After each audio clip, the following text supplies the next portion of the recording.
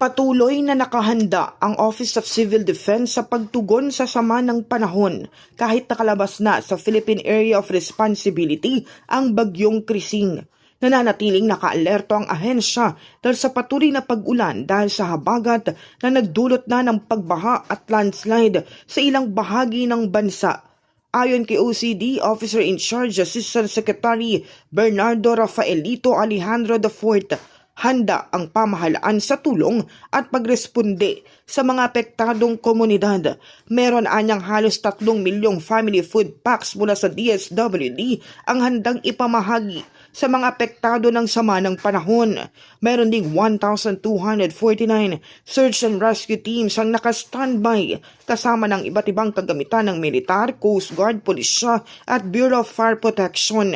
Kabilang dito ang mga logistical assets katulad ng eroplano, barko at mga land vehicles. Sa uli, nananawagan ng OCD sa publiko na maging alerto at sumunod sa mga babala at abiso ng mga otoridad.